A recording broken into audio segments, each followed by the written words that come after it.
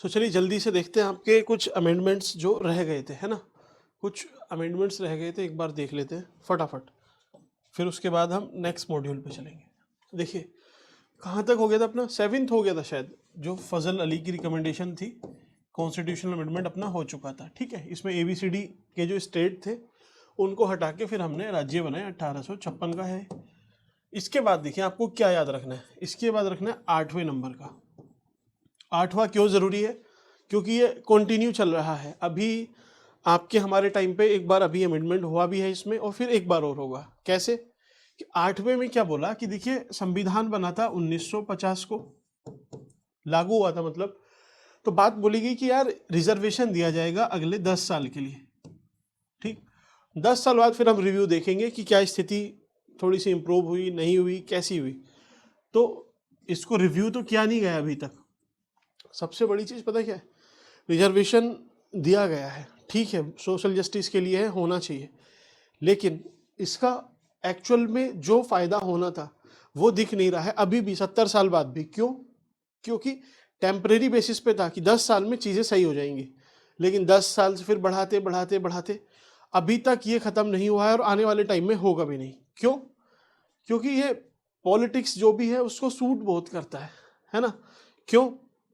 यार देखो रिजर्वेशन क्या है, आपने दिया किसी को, 10 साल में आप रिव्यू तो करके देखो ना कि अच्छा इन कास्ट को दिया था, क्या इनका अपलिफ्टमेंट हुआ है, नहीं हुआ तो हम कुछ और मेजर्स लेते हैं। रिव्यू कोई नहीं करता है, बस उसको आगे आगे आगे बढ़ाते जा रहे हैं। और जो इससे भी बुरी चीज़ है, अब रिजर्वेशन सपोज किसी को एक को मिला फैमिली में, ठीक, अब उसकी तो एक फाइनेंशियल कंडीशन बढ़िया होगी भाई, लाख रुपए उसको मिलने लगे, तो उसके पास ज़्यादा रिसोर्सेज हैं, ज़्यादा एम्पावर है। अब उसके बच्चे को जब मिलेगा, है ना, एक तरफ देखिए ये सपोज किसी कैटेगरी से, रिजर्व कैटेगरी से है, इसकी फैमिली से एक बच्चे का सिलेक्शन हुआ, उसको लाख रुपए सैलरी मिलती है। दूसरा भी रिजर्व कैटेगरी से है, उसके बच्चे का सिलेक्शन नहीं हुआ, ठीक, तो अब जिसकी लाख रुपए सैलरी थी, जब इसके बच्चे होंगे तो उसको रिजर्वेशन फिर मिल रहा है, इसको भी रिजर्वेशन मिल रहा है। लेकिन आप बताइए मुझे कि ये वाला, क्या ये बच्चा इससे फेयर प्ले में है? नहीं, इनके साथ डिस्क्रिमिनेशन हो रहा है। तो अभी इस पे बात चलती है ना कि भाई सब कैटेगराइजेशन की बात करनी चाहिए, तो वो सिर्फ बातें हैं, काम उस पर हो नहीं रहा है। रिजर्वेशन क्या किया है हमने, हर 10 साल में बढ़ा रहे हैं, लेकिन जिन कम्युनिटीज़ को देना था रिजर्वेशन, जो बेचारे गांव में रहते हैं, मीन्स रिसोर्सेज नहीं है आज भी, उनको फ़ायदा मिल ही नहीं रहा है। फ़ायदा कौन उठा रहे हैं? जो वहाँ से निकल के अर्बन एरियाज़ में चले गए हैं। अर्बन, वो भी इलीट, जितने भी जो पैसे वाले लोग हैं।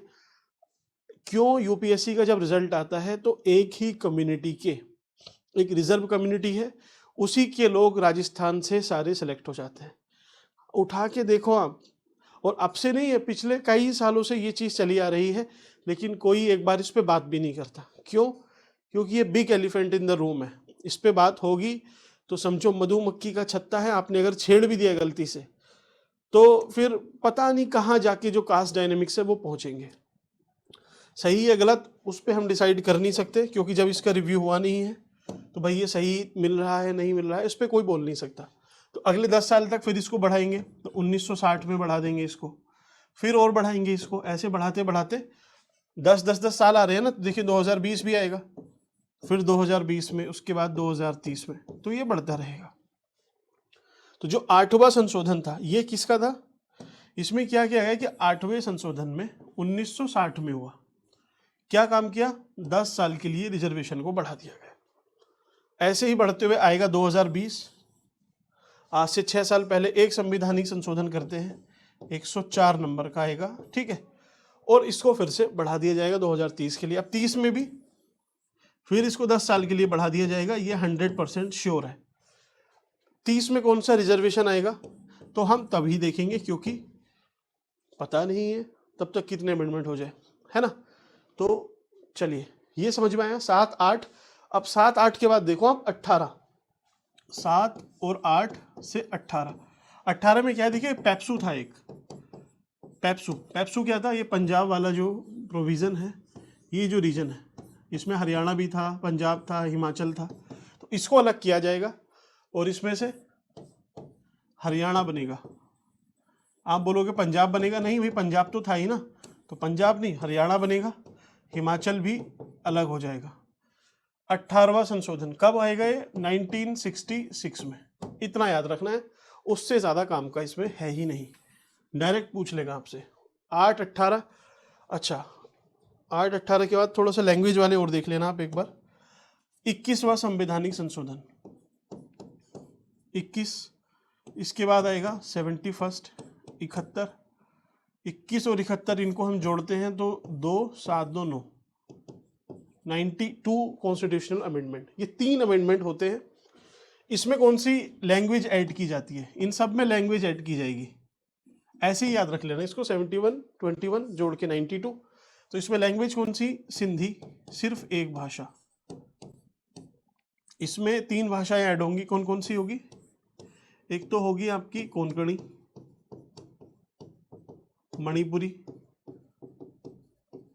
मणिपुरी, तीसरी आएगी नेपाली। तो 3 ये हुई, एक ये है, 4।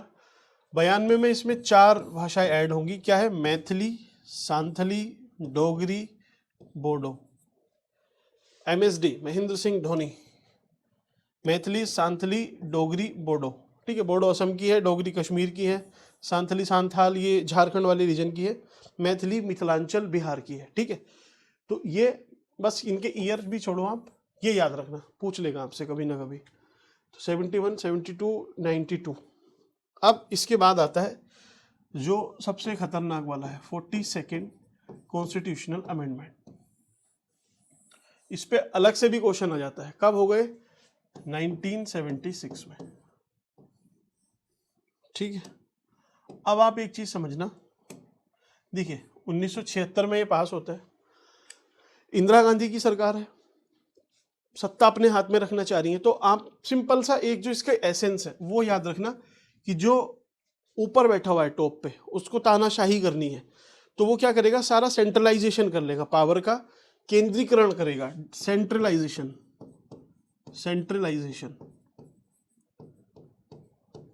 ठीक, दूसरी तरफ क्या होगा कि दूसरी तरफ देखिए ये क्या करेंगे कि जो अधिकार है,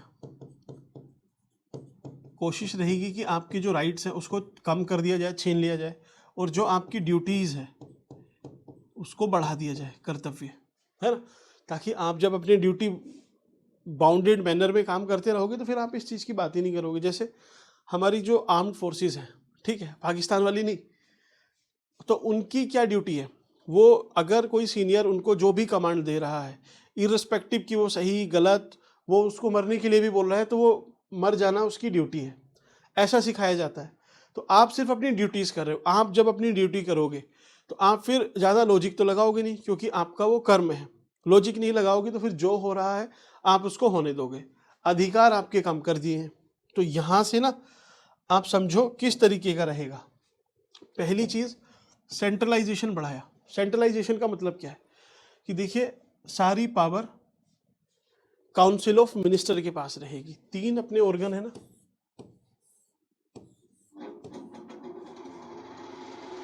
एक सेकेंड,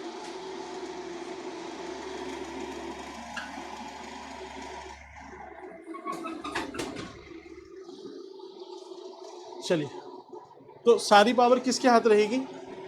एक तरफ एग्जीक्यूटिव है, लेजिस्लेचर है, जुडिशरी है, तो सारी पावर केंद्र के हाथ में रहेगी। वॉइस तो इको नहीं हो रही इसमें, एक सेकेंड, चलिए ठीक है। एग्जीक्यूटिव, लेजिस्लेचर, जुडिशरी, सारी पावर एग्जीक्यूटिव मतलब कार्यपालिका। कार्यपालिका का प्रधान कौन है?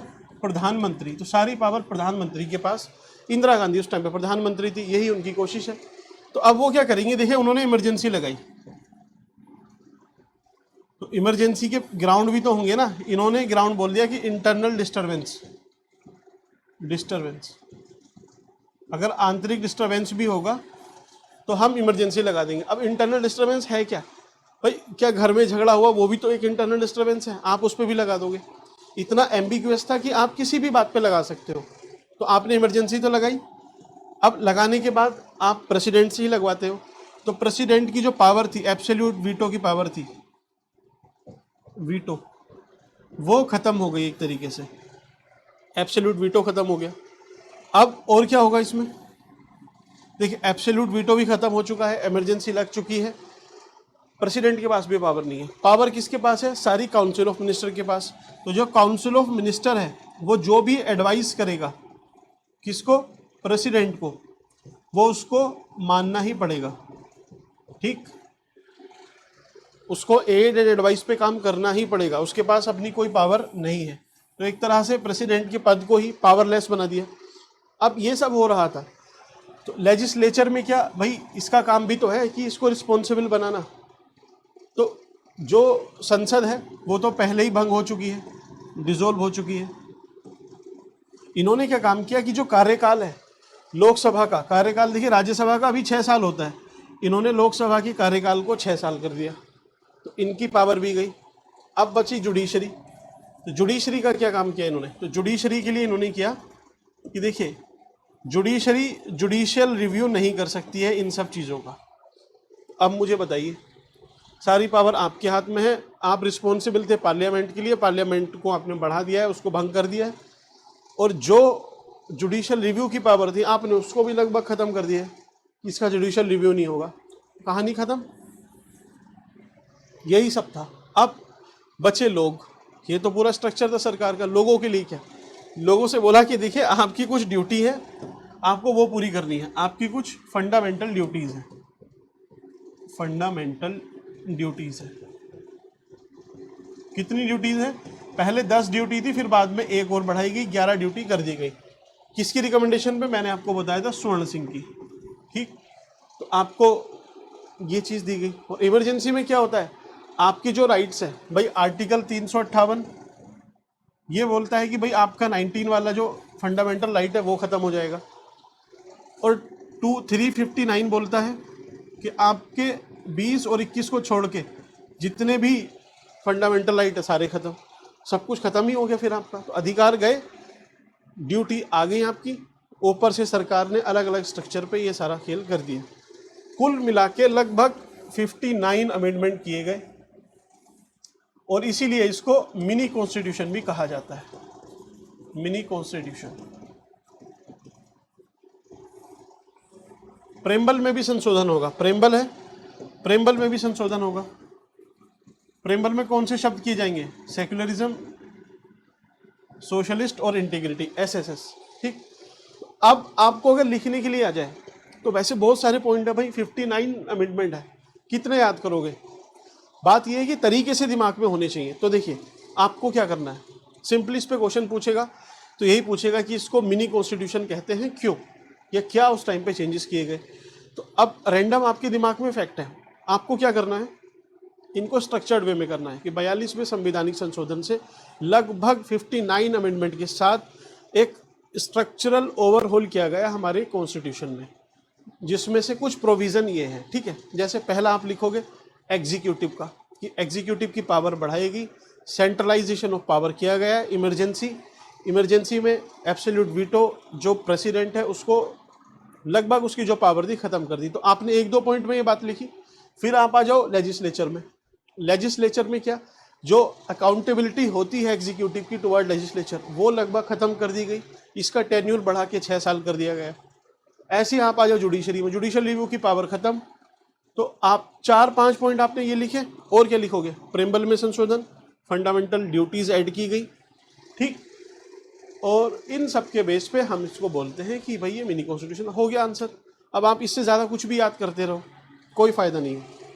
अब क्या होगा, जब 44th अमेंडमेंट आएगा, 44th कॉन्स्टिट्यूशनल अमेंडमेंट 1978 में, सरकार बदल जाती है, मोरारजी देसाई PM है, तो वो सारी चीज़ें आप देखो उल्टा कर रहे हैं। जैसे पंचायती राज के लिए बलवंत राय मेहता कमेटी बनी, कब बनी थी? 1957 में। उसने बोला 3 स्ट्रक्चर होना चाहिए, तो इन्होंने अपनी कमेटी बनाई।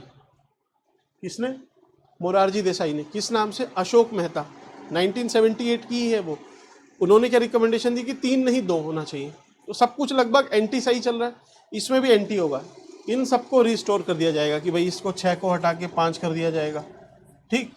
ये जो पावर थी कि आपको मानना पड़ेगा, तो हाँ मानना पड़ेगा, लेकिन हाँ एक बार ये वापस भेज सकते हैं किसी भी बिल को, दोबारा अगर संसद वापस उसको भेजती है तो इनको मानना ही पड़ेगा। तो इसमें थोड़े चेंजेस किए गए।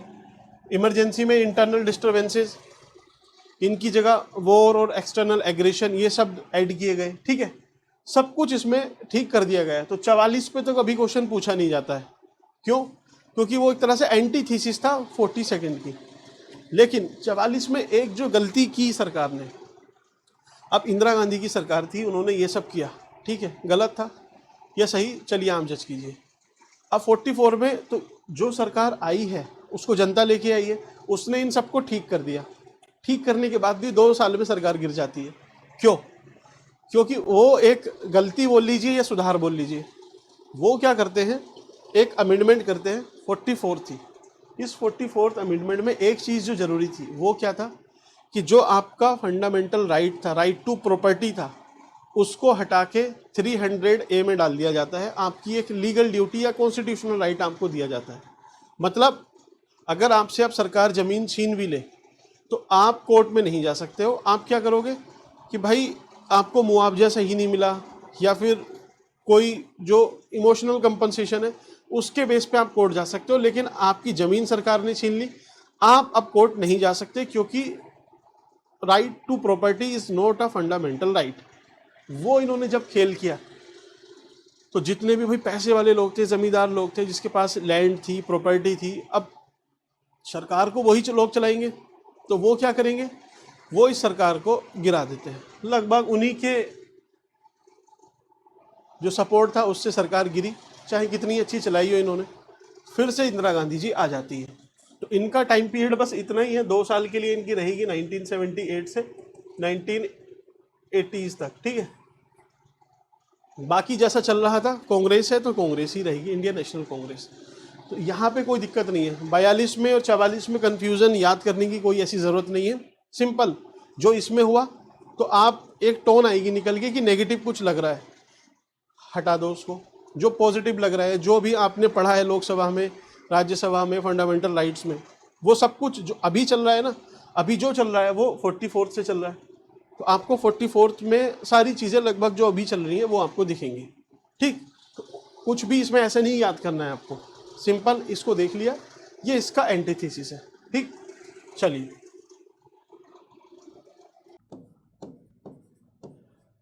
1985 राजीव गांधी जी की सरकार है।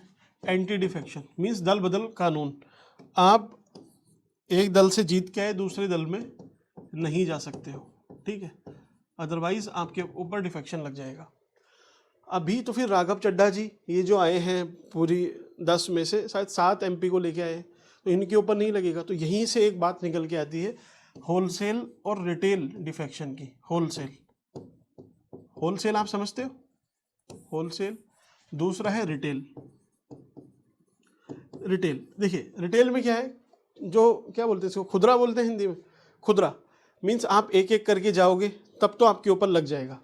मीन्स अगर 10 लोग हैं तो 10 में से अगर आम आदमी पार्टी छोड़ के एक कोई सांसद जाता है, उस वो फिर सदस्य नहीं रहेगा, उसके ऊपर डिफेक्शन लगेगा। 2 जाएंगे, वो भी 3, उन पे भी 4, उन पे भी 5, उन पे भी 6, ठीक है 7।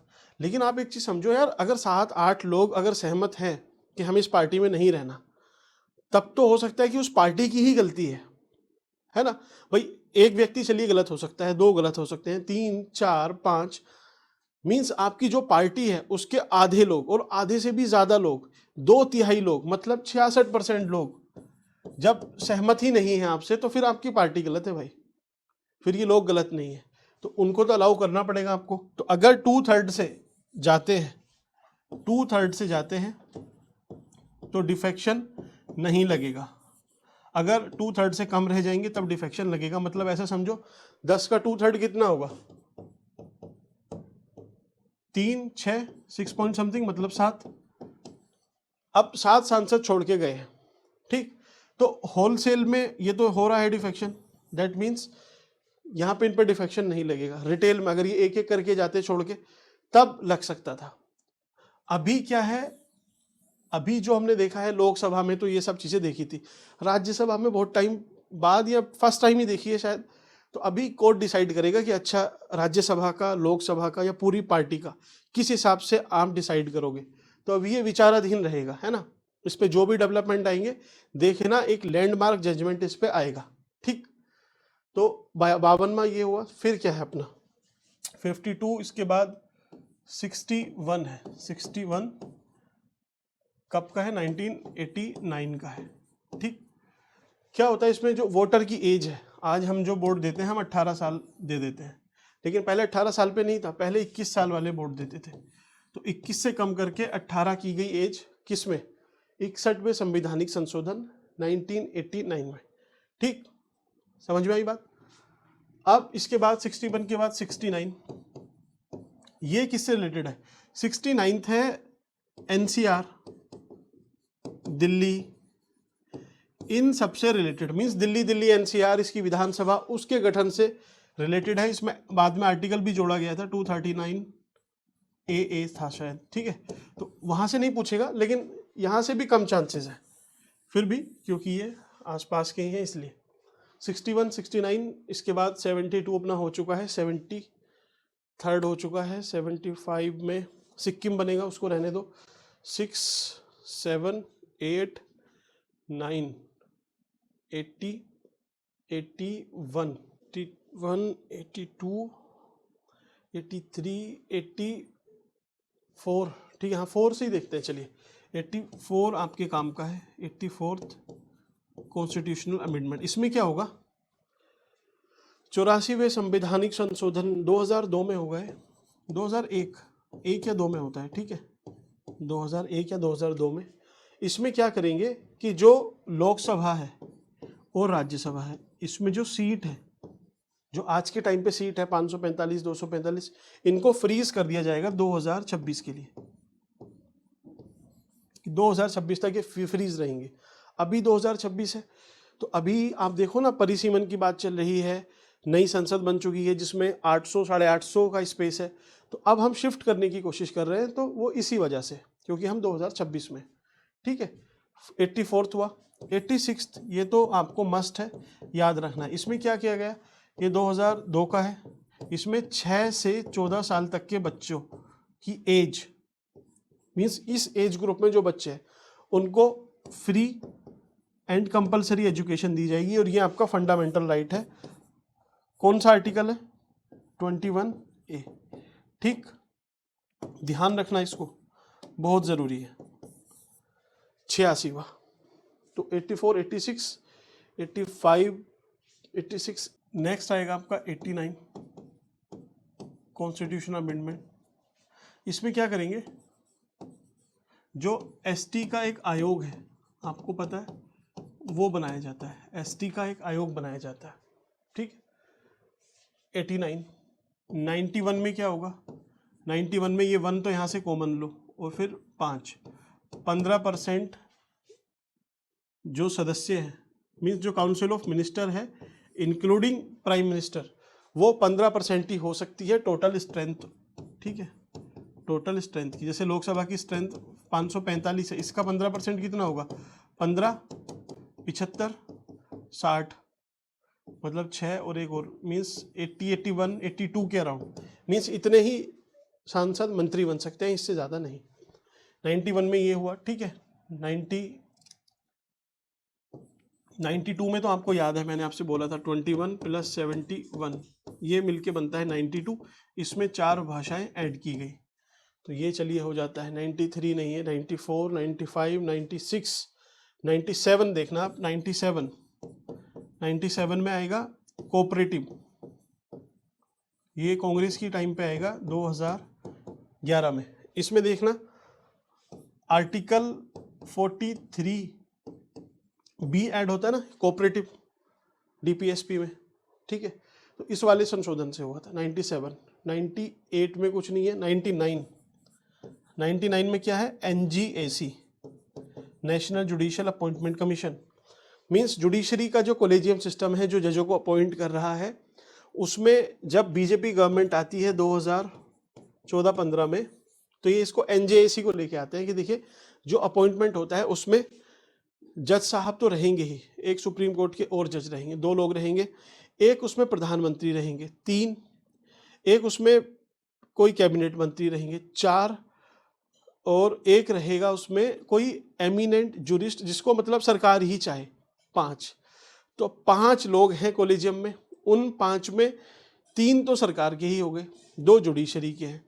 तो अब सरकार चाहे तो अपनी मर्जी से किसी भी जज को अपॉइंट करा सकती है। तो fear and favour, quid pro क्यो, उसकी वजह से जुडिशरी को लगा कि भाई हमारी पावर तो चली जाएगी पूरी। तो उस वजह से इन्होंने इसको नल एंड वॉइड कर दिया, नल एंड वॉइड। ठीक, 2015 की बात है, 99। अब 100 नंबर देखो, यहाँ से सारे याद रखने आपको। 100 में बांग्लादेश है। अब देखिए हमारे यहाँ कॉन्स्टिट्यूशन में ये बोला गया है ना कि आप अपनी जमीन का टुकड़ा किसी को नहीं दे सकते हो, है ना, नहीं दे सकते हो, चाहे आपको बदले में कितना ही मिल रहा हो। कोई बोले कि आप इस वाले पार्ट को हमें दे दो, ठीक, और बदले में ये सारा रीजन आप रख लो, तो ये तो हम रख लेंगे, एडमिसिबल ऑफ न्यू टेरिटरी, ये तो हमें अलाउ है, लेकिन हम अपना हिस्सा नहीं दे सकते। उसके लिए हमें संवैधानिक संशोधन करना पड़ेगा, क्योंकि संविधान में लिखा हुआ है सोवरेनिटी हर्ट्स होती है। तो हुआ क्या था, देखिए बांग्लादेश का ये वाला जो रीजन है, तो यहाँ पे कुछ इस तरीके से ऐसे मार्शी लैंड है, तो कुछ घर बने हुए थे। अब वो क्या है ना, उसमें डिमार्केशन नहीं था, तो ऐसा था कुछ इस तरीके से, आप ऐसे समझो इंडिया के ये घर हैं कुछ बने हुए, ठीक, ये इंडिया है जो रह रहे हैं कुछ लोग, ठीक, दूसरी तरफ ये बांग्लादेश के भी रह रहे हैं इधर। अब बांग्लादेश का क्या है, कुछ इस तरीके से था कि क्योंकि जो डिमार्केशन था वो था नहीं, तो कुछ आगे पीछे हो रहा था। तो फिर हमने क्या काम किया कि भाई ये जो हमारे लोग हैं, ये इस तरीके से कि भाई ये इंडिया हुआ, ये बांग्लादेश हुआ। तो इसमें क्या हुआ, कुछ लैंड बांग्लादेश की हमारे पास आई, लेकिन कुछ लैंड हमारी भी बांग्लादेश के पास गई, क्योंकि आप इन चीज़ों को सही कर रहे हो। तो उसकी वजह से क्या है, क्योंकि हमें अपनी लैंड का कुछ हिस्सा देना पड़ा, इसलिए हमने संविधान में संशोधन किया। ठीक है, इतनी सी बात थी। इसी के लिए 100 कॉन्स्टिट्यूशन अमेंडमेंट किया गया। क्या बोलते हैं इसको, LBA, लैंड बॉर्डर एग्रीमेंट। ठीक, फिर आएगा 101। देखिए हम जनरली जब भी कोई गेस्ट वगैरह आते हैं, शादी है, कुछ है, फंक्शन है, किसी को अगर एनवेलप देते हैं, लिफाफा देते हैं, तो कैसे देते हैं, 101, 501, 2000, 1 रुपया ज़रूर देते हैं। 1 रुपया क्यों ज़रूरी है, क्योंकि इसमें पैसों का मामला है। तो पैसे का मामला किस में था, GST में। 2017 में GST पास हुआ। 101 कॉन्स्टिट्यूशन अमेंडमेंट। 102 किससे रिलेटेड है, OBC से, OBC को रिजर्वेशन दिया गया है। 103 EWS के लिए। 104 आपको पता है किसको बढ़ाया गया था, 8वें से याद करना और फिर बताना मुझे कि SC ST का रिजर्वेशन बढ़ाया गया है 10 साल के लिए। अब आएगा आपका 105। 105 में क्या होगा, देखिए 2021 का मामला है। इसमें जो केंद्र सरकार है उसने राज्य सरकार को एम्पावर किया, स्टेट गवर्नमेंट को एम्पावर किया कि आप अपने अपने राज्य में जो सोशली और एजुकेशनली बैकवर्ड क्लासेस हैं, OBC ही हैं, आप उनका सब कैटेगराइजेशन या कैटेगराइजेशन उनका आइडेंटिफिकेशन कर सकते हैं। तो आपको याद रखना है कि राज्य को ये अधिकार दिया गया है। वो पूछ लेगा किसके पास अधिकार था, तो राज्यों के पास था। ठीक, 106 अभी लेटेस्ट 2026 तक 106 ही हुए हैं, लेकिन ये क्या हुआ है, पास नहीं हुआ है ना, क्योंकि इसको वोट कम गिरे हैं। ठीक है, तो इसको भी हम अभी रहने देंगे। ये क्या था, नारी शक्ति वंदन अधिनियम, क्या कि 1/3 सीट हमें रिजर्व करनी है, फिर संशोधन करना था, ये हो नहीं पाया अभी तक। ठीक है, तो ये अपनी लिस्ट है। अब इसके बाद देखिए, मैं आपसे बोलता हूँ कि अगर पॉलिटी में पूछेगा तो 90% क्वेश्चन इधर से ही पूछने वाला है। जितना मैंने आपको कराया वहाँ से 90% आराम से पूछ लेगा, आप कोई सा भी एग्ज़ाम उठा लेना।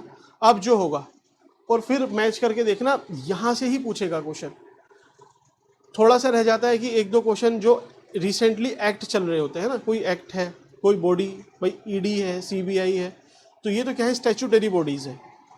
वो तो हम करंट के थ्रू ही कवर कर लेंगे कि भाई पिछले 1-2 साल में जब हम करंट देखेंगे कि कौन सी बॉडी न्यूज़ में थी, क्या और चीज़ें रही हैं, कोई गवर्नर का इशू था, स्पीकर का इशू था, तो वो वहाँ से कवर हो जाता है। मेन चीज़ आपकी ये है, आपका अगर ये सब हो चुका है समझो 90% काम हो गया, यहीं से पूछे। आप थोड़ा लग रहा होगा आपको कि यार ये तो लेक्चर 10 12 13 15 लेक्चर हुए हैं सारे, उससे कैसे हो जाएगा? 15 घंटे से या 20 घंटे से, इतने से ही हो जाएगा सब।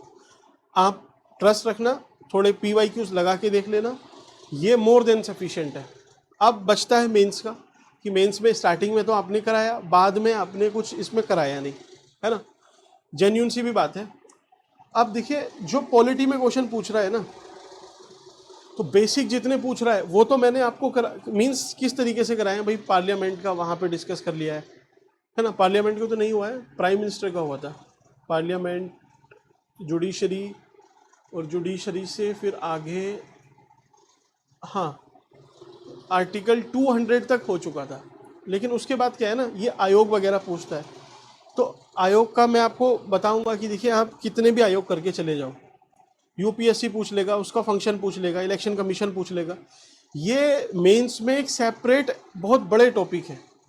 तो हमें मेंस के पर्सपेक्टिव से देखना है। ये प्रीलिम के लिए आपका सफिशिएंट है। मेंस के लिए अब देखिए क्या बचता है आपका, एक पूछता है आपसे कॉन्स्टिट्यूशन,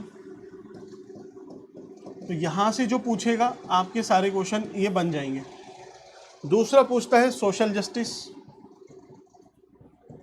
सोशल जस्टिस। तीसरा पूछता है गवर्नेंस। चौथा पूछता है इंटरनेशनल रिलेशन। यही तो 4 टॉपिक पूछता है।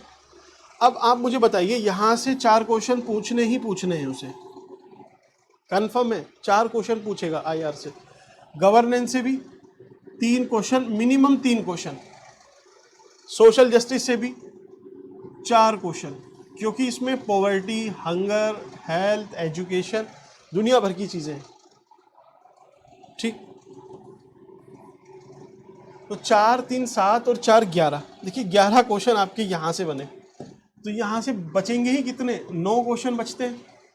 अब जो 9 क्वेश्चन है उसमें से कुछ करंट के भी रहते हैं, 1-2 मुद्दे तो करंट के भी उठाएगा ना, कि भाई स्पीकर है, ये सब है। तो एक्चुअल पे कॉन्स्टिट्यूशन से आपसे 6 से 7 क्वेश्चन ही पूछता है, उससे ज्यादा नहीं पूछता है। अब फिर ये कैसे कर रहा है, देखिए आईआर मैं आपको अभी चलिए समझा देता हूँ, लेकिन उसका कोई फायदा होगा नहीं। क्यों? क्योंकि फायदा इन सेंस, आप समझो, आपको सारी कंट्रीज के रिलेशन पहले समझने हैं। इंडिया का यूएस से क्या है, इंडिया का मिडिल ईस्ट से क्या है, इंडिया का आसियान से, इंडो चाइना, इंडो चाइना गलत होता है, सीनो इंडिया बोलते हैं उसको, चाइना को सीनो इंडिया, इंडो चाइना बोलते हैं, इंडिया आसियान मीन्स उल्टा सा है थोड़ा। तो सीनो इंडिया, फिर नेपाल, बांग्लादेश, आसपास जो चल रहा है पाकिस्तान, इन सब से। फिर पूछता है आपसे इंटरनेशनल ऑर्गेनाइजेशन से, बॉडी से। तो ये क्या होता है ना, ये सब करंट का मुद्दा है। आप अगर इसको अभी पढ़ भी लोगे ना, तो बिलीव मी, जब आप मेंस लिखोगे तो आपको एकदम ऑल टुगेदर नए नए टॉपिक, नई चीज़ें तैयार करनी पड़ेंगी। जैसे मैं आपको सारी बॉडी करा दूँ, सार्क, बिम्स्टेक, क्वाड, ठीक है, ब्रिक्स, ये सब कराया, लेकिन अब न्यूज़ में रही ब्रिक्स या WTO, जो रिपीटेडली न्यूज़ में है, तो वो ब्रिक्स और WTO से पूछने वाला है, आप बाकी सब पढ़ के बैठे हुए हो। तो मेंस में आपको ऐसा नहीं कि ज़्यादा नोट लेना है, ठीक, आईआर आपको अभी नहीं करना है। इसकी जगह क्या करना है, जब हम ज्योग्राफी देखेंगे तो ज्योग्राफी में आती है वर्ल्ड मैप, वर्ल्ड मैपिंग। जब हम देखेंगे वर्ल्ड मैप की, सपोज अफ्रीका है, अफ्रीका एज ए कॉन्टिनेंट में क्या रिसोर्सेज मिलते हैं, अब वहाँ के रिसोर्स डिसाइड करते हैं वहाँ की जो इंटरनेशनल रिलेशन है ना भाई, संसाधन है, हमारे पास संसाधन है नहीं, तो उस हिसाब से हम टाई अप करेंगे। तो हमें उस एंगल से मैं आपको ब्रीफ यहाँ पे कर दूंगा, जो प्रीलिम और मेंस का कंटेक्स्ट है ना। बाकी जो मेंस के क्वेश्चन है, आप सब कुछ पढ़ लोगे लेकिन काम नहीं आएगा, हमें पेपर निकालना है, सब कुछ पढ़ के क्या ही करेंगे। और सब कुछ पढ़ भी लिया, लेकिन याद जब आप एग्ज़ाम देने जाओगे तो सिर्फ आपको ये भी याद नहीं रहेगा, जो इसके पहले पढ़ाया है ना वो भी याद नहीं आएगा। तो एक्चुअल एग्ज़ाम में आपको अगर 20 क्वेश्चन लिखने हैं, तो मेरा तो यही रहता है हर साल, और रिपीटेडली वो चीज़ आती भी है वंस अगेन।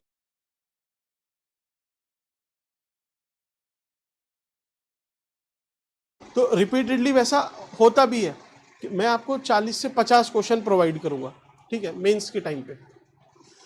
और बिलीव मी, अब टचवुड बोल लीजिए, जो भी भाई, अगर ईश्वर की कृपा है तो उसी को मान लीजिए, या फिर अपना छोटा मोटा जो भी एनालिसिस होगा, एक्सपीरियंस होगा, उसी से मान लीजिए।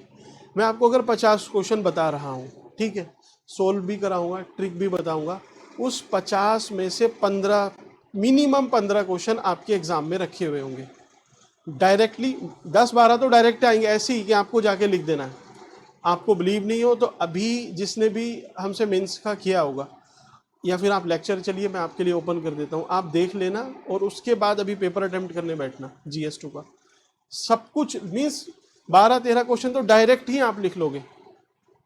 उसमें जो 25 क्वेश्चन पूछता है उत्तराखंड में या यूपी PCS में भी, यूपी PCS में 20 पूछता है, इसमें 25 पूछता है। 25 इसमें क्या है, 5 छोटे वाले हैं, तो उनको तो मैं काउंट ही नहीं करता हूँ कि वो 20 नंबर का वो कुछ वैल्यू है ही नहीं उसकी, क्योंकि आपको आता है तो आता है, नहीं आता तो नहीं आता, उसमें क्या करोगे, वहाँ पे कोई प्रॉब्लम भी नहीं है।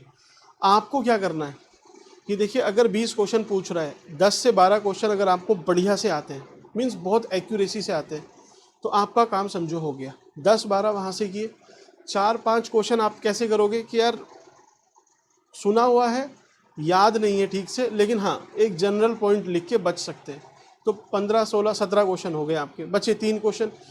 अब वो 3 क्वेश्चन के लिए आप इतनी बड़ी बुक या करंट अफेयर की मैगजीन भी पढ़ जाओगे, वो वहाँ से भी नहीं होंगे सोल्व। वो क्या है, आपको बस जब लास्ट का टाइम बचेगा ना, वो आपको भी नहीं पता है कि आप क्या लिख रहे हो, वो लिख के बस खत्म करना है, ठीक। तो मेंस का तो आपका वहाँ से हो ही जाना है, ठीक। अब गवर्नेंस बचता है, सोशल जस्टिस बचता है, कॉन्स्टिट्यूशन अपना हो चुका है। सोशल जस्टिस में देखिए इसमें क्या अपनी अप्रोच है। सोशल जस्टिस में मेरा मानना है कि देखिए क्वेश्चन पूछता है आपसे वीमेन एम्पावरमेंट इंस्टीट्यूट के, ऐसे ही पूछता है आपसे कुछ हेल्थ और एजुकेशन पे पूछ लेता है, और तीसरा पूछता है पॉवर्टी हटना भाई, और हंगर माल न्यूट्रिशन इस पे। अब देखिए पॉवर्टी, हंगर, माल न्यूट्रिशन ये आपका इसमें भी है, GS1 में भी पूछता है, GS3 में भी पूछता है। तो हम इन टॉपिक को एक ही साथ ना कर ले कवर, जिस भी पेपर में करें। ये इकोनॉमी में मुझे कवर करने हैं आपके साथ, क्योंकि उसमें हेल्थ की स्कीम, एजुकेशन की स्कीम, वो सब वहाँ से कवर हो जाएंगी। वीमेन का भी, भाई वीमेन का एक तो सोसाइटी में हम पढ़ते ही हैं, और वीमेन एम्पावरमेंट के लिए जो स्कीम है, जो सरकार की योजनाएं, ये सब इकोनॉमी में हो जाती है। तो रिपीटिशन होता है, वे वजह के आप एक बार सही से पढ़ लोगे, किसी भी अक्रॉस द पेपर पूछ ले आप लिख लोगे। तो इसमें भी आपको लोड नहीं लेना है, सारे मेंस के मुद्दे हैं, और प्रीलिम के लिए स्कीम होती है, वो हम योजना में पढ़ेंगे, ठीक है। अब बचता है गवर्नेंस। गवर्नेंस पे हम आते हैं, ठीक। इसके लिए एक डॉक्यूमेंट है, मैंने आपके साथ शेयर किया है। गवर्नेंस में देखिए पूछता क्या है, पहले मैं आपसे बताऊं। गवर्नेंस गवर्नेंस गवर्नेंस देखिए इसमें पूछता ही क्या है, 4-5 क्वेश्चन पूछ रहे हैं उसको आपसे। एक तो पूछेगा सिविल सर्विसेज से, सिविल सर्विसेज, इसकी वैल्यू, इसकी ट्रांसपेरेंसी, अकाउंटेबिलिटी, ये सब खत्म हो रहा है। गवर्नेंस का मतलब समझते हो? गवर्नेंस क्या है, देखिए एक तरफ गवर्नमेंट है, जिसमें भाई एग्जीक्यूटिव है, लेजिस्लेचर है, जुडिशरी है, ब्यूरोक्रेसी है, ये सब मिलके इनके पास एक अथॉरिटी है, ये है सरकार, गवर्नमेंट, ठीक। अब इधर एक तरफ हम लोग हैं, आप और हम हैं, ठीक, सिटीजन है, ठीक। अब ये लोग मिलके किस तरह से इस पे इम्पैक्ट डाल रहे हैं, है ना, इसके जो भी सरकार बनी है उसके क्या आउटकम हो रहे हैं, जो दिख रहा है समाज में, विजिबल आउटकम है, वो गवर्नेंस है, काम करने का तरीका, ये सब। अब जो भी चेंजेस आए, वो आप और हम लोग ही तो उसको एक तरह से बियर करते हैं। आप घर में समझो, घर में अगर मम्मी है, पापा है, भाई बहन है, हम सब लोग सपोज अगर रहते हैं, तो इस टाइम पे सरकार कौन है? मम्मी सरकार है ना, उन्हीं की चलती है सब। तो माँ है सरकार। अब हमें, पिताजी को और सबको आदेश दिया जाता है कि आपको ये करना है, आपको ये करना है, भाई कूड़ा नहीं फैलाना है, कचरा नहीं करना है, इस टाइम पे पढ़ने बैठना है। वो एक एक चीज़ जो बताई जाती है, वही है अपनी गवर्नेंस, क्योंकि उससे हमारे अंदर डिसिप्लिन आता है, और उसके आउटकम हमें दिखते हैं कि हम देखिए कोई एग्ज़ाम क्रैक कर लेते हैं, तो वही सब है। तो यही है आपकी गवर्नेंस सिंपली। अब इसके लिए अलग अलग टूल्स। अब मम्मी बोलती है कि भाई आप पढ़ो आराम से, सुबह 6 बजे उठ के आप पढ़ना स्टार्ट करो, 5 बजे उठ के पढ़ना स्टार्ट करो। हम क्या है, चलिए पढ़ने बैठते हैं, पढ़ने बैठते हैं। अब पढ़ के किताब भी तो हम वो बस क्या कर सकती है कि भाई बुक है वो सामने रखी है, आप उसके सामने बैठे हो, इतना ही तो ऑब्जर्व कर सकती हैं।